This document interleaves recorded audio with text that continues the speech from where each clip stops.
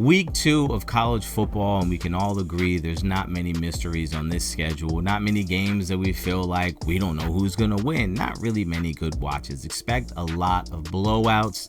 But either way, I'm still here to give you my picks for week 2 in college football. If you're a betting man, stay away this week because the point spreads are so out of control. These matchups are kind of insane. I just got a couple games for you that we'll go over where I feel like are going to be the games I'm most interested in. So let's get it started.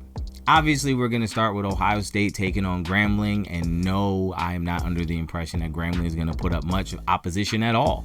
In fact, what I'm really looking for in this game is to see how Ohio State bounces back after week 1's tough opponent and that conservative game plan they had on offense.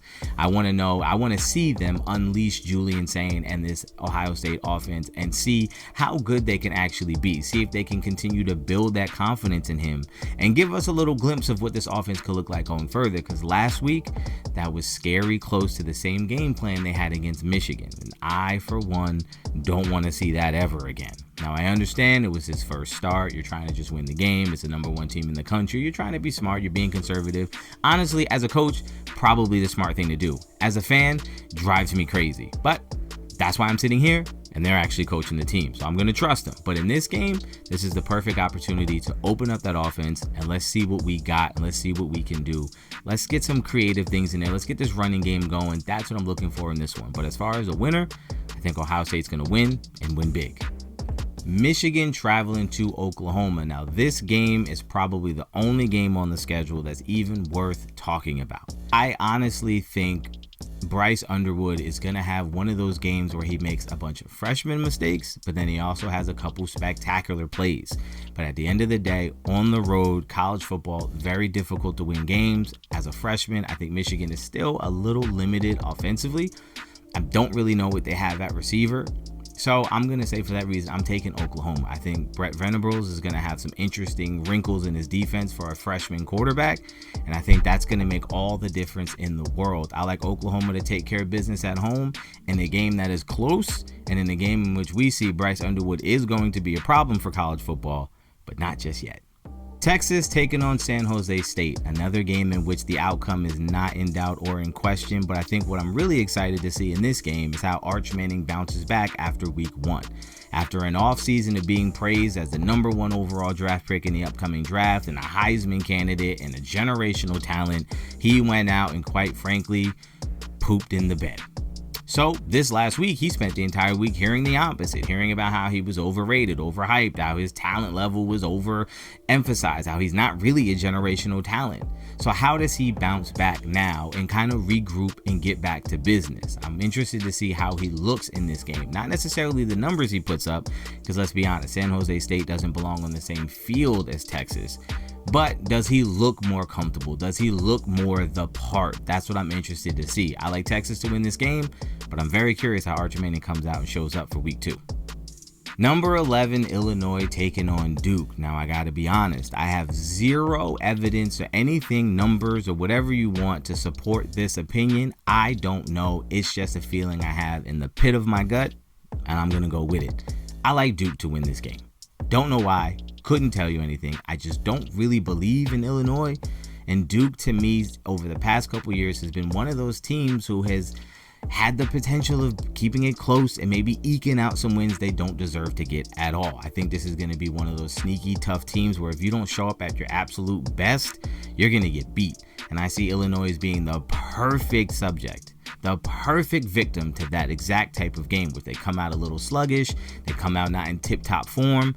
Duke is able to keep it close, get 1 or 2 big plays, and they will win this game. For me, quite honestly, a big upset.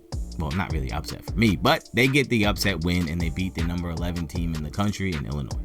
Florida State is taking on East Texas A&M, a school I didn't even know existed. Now, this is another one of those games where this should be an absolute blowout, an absolute sad game to watch, and they should call it off after the first quarter. However, what I'm interested in is Florida State right now is on the precipice of being back in real serious contention. That week 1 win against Alabama says a lot and was a big program defining win. And I think this is one of those wins that could kind of catapult them back into being competitive again. And last year could have just been a blip on the radar. they have a history of, after a big game or before another big game, kind of coming up flat. How do they respond after being the talk of the town this week, after getting praise, after being big men on campus? Do they come back this week with the same hunger, drive, and intensity and come out there and blow out this team they have no business being on the same field with? Or do they come out sluggish, feeling themselves a little too much and get sloppy, and this game ends up being closer than it needs to be? I'm curious to see how they show up. I, for one, was very encouraged by Alabama, although as the week went on, you start hearing more stories come out of Alabama, and I think that might be more of a train wreck for them rather than a big nod for Florida State. But I'm interested to see how they show up this week. I do think they get the win. I'm here to watch how they look. Iowa versus Iowa State. This game is an in-state rivalry. This game is a staple, and this game is a game I honestly feel like Iowa is going to win. I think Iowa State is a little problematic. They're tough. They play hard. They can get gritty wins, but Iowa also is the same thing. These teams kind of mirror each other. But I like Iowa to win this game. I just think Iowa is a little bit better. I think Iowa's culture, I think Iowa's desire to win is a little bit greater in this one. I'm going to go with Iowa. Baylor is taking on number 17 SMU, and I got to be honest, watching Baylor take on Auburn, I feel encouraged by their ability to stay in games and be competitive and even look good at times.